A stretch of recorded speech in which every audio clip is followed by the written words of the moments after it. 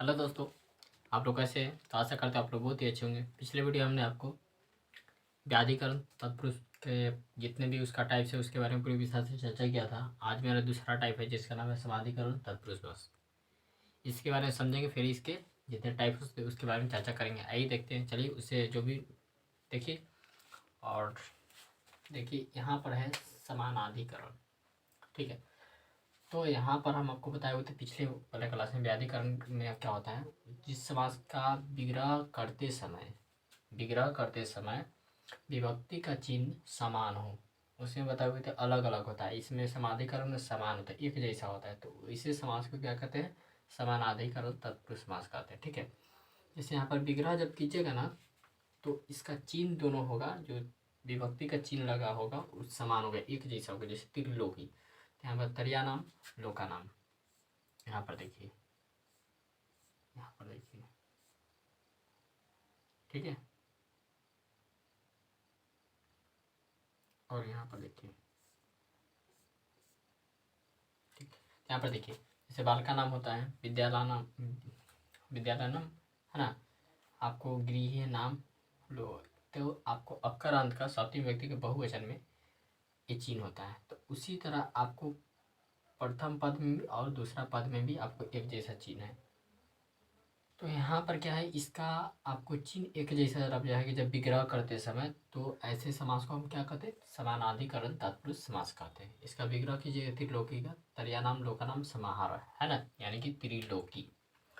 उसके बाद है त्रिफला, तरिया नाम, फला नाम, समाहार, त्रिफला, ठीक है। चतुर्भुज का कीजिएगा विग्रह, तो चतुरा नाम, भुजा नाम, समाहार, चतुर्भुज। घन से हम क्या कहते हैं? घन युवा से हमें, तो घन और युवा दुनिया के जैसा है, तो यानी कि इसमें एक जैसा विभक्ति है, ठीक है। श्यामा। उसके बाद है चंद्रमुखम, तो चंद्र युवा मुखम, चंद्र के समान मुख, है ना।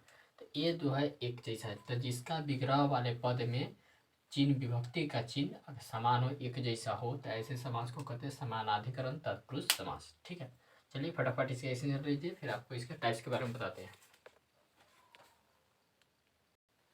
तो देखिए दोस्तों, इसका टाइप्स की बात कीजिएगा समानाधिकरण तत्पुरुष समास के प्रकार के। तो समानाधिकरण तत्पुरुष समास आपको दो प्रकार के होते हैं, ठीक है।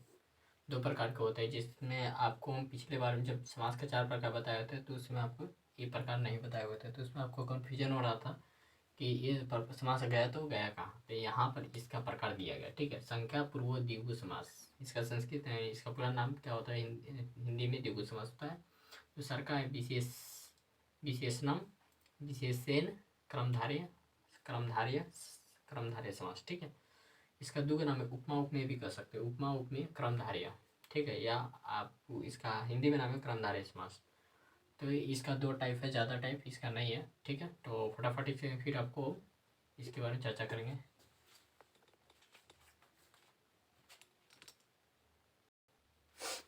देखिए दोस्तों, तो यहाँ पर क्या है, द्विगु समास फर्स्ट था आपका, नहीं। तो इसमें क्या है, जिस समास का पूर्व पद माने कि पहला पद संख्यावाची, संख्यावाची का मतलब जैसे एक हुआ, दो हुआ, तीन हुआ, चार हुआ, ऐसे आपको बोलने से एहसास हो, ठीक है। संख्यावाची हो तथा विग्रह पद में समाहार का, कथी का बोध करावे? समाहार का बोध करावे, समाहार शब्द लगा हो, तो उसे क्या कहते हैं? द्विगु समास कहते हैं, ठीक है। जैसे यहाँ पर देखिए त्रिफला है, तो इसका विग्रह कीजिएगा, तो तरिया नाम, फला नाम, समाहारा, तो समाहार शब्द है, तो इसका विग्रह में समाहार शब्द आएगा, ठीक है। और आपका समास पद में त्रि का मतलब होता है तीन, तीन फल का जब आहार करता है आदमी तो उसको कहते हैं त्रिफला। त्रिलोकी, त्रया नाम, लोका नाम, समाहार, है ना। तो त्रिलोकी। पंचपात्रम, यहाँ है पंचपात्रम। क्या है? पंचपात्रम, पंचपात्रम, पंचानाम, पत्रानाम, पंचानाम, पत्रानाम, समाहारा, पंचपात्रम, है ना। आगे दशानन, तो आपको दशा नाम, आना नाम, समाहारा, दशानन। उसके बाद है आपको सप्तशती, सप्तशती, सप्तानाम, सप्तानाम, समाहारा, 700 का समूह, ठीक है। चतुर्भुज, चतुर्नाम, भुजानाम, समाहारा, यानी कि चतुर्भुज, ठीक है।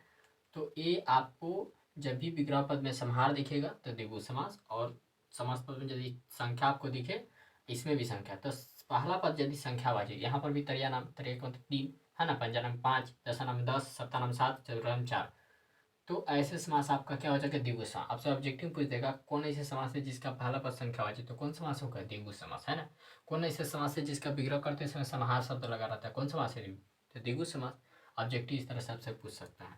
तो जहाँ भी आपको संख्या दिखे तो कौन समास पढ़िएगा? द्विगु समास। ठीक है, चलिए फटाफट इसका स्क्रीनशॉट लीजिए, फिर आपको हम इसका दूसरा का पार्ट बताते हैं।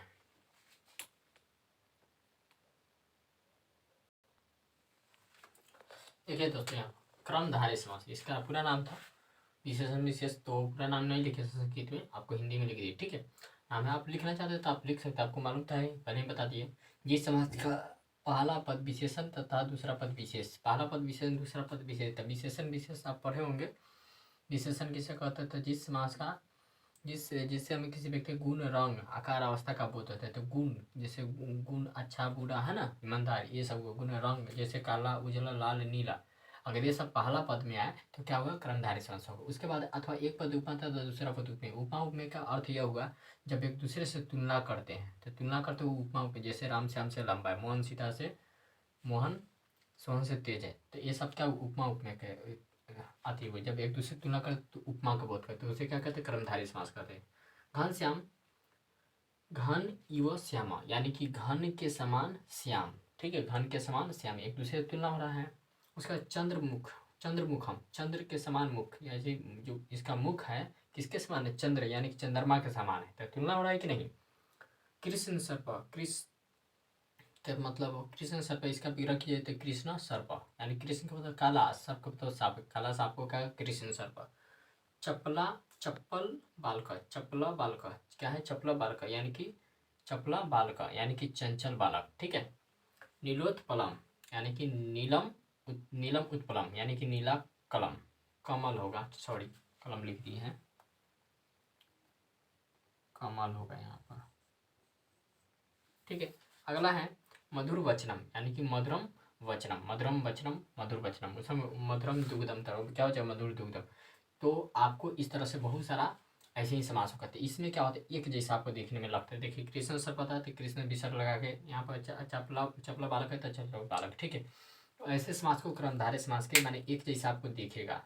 ठीक है, यहाँ पर देखिए तो उसका विग्रह में दोनों पद क्या है? इसका एक जैसा विभक्ति है, तो एक जैसा विभक्ति है, एक जैसा विभक्ति, एक जैसे व्यक्ति, तो ऐसे समास को हम लोग कहते हैं कर्मधारय समास। तो चलिए समाधिकरण समास समझे, तो चलिए फटाफट इसका स्क्रीनशॉट ले लीजिए। ठीक है, चलिए तो आज का मेरा जो क्लास आपको कैसा लगा तो कमेंट सेक्शन में बताइएगा। चलिए वीडियो देखने को बहुत बहुत धन्यवाद। अच्छा लगा तो इसे लाइक से सब्सक्राइब जरूर कीजिएगा। वीडियो देखने को बहुत बहुत धन्यवाद।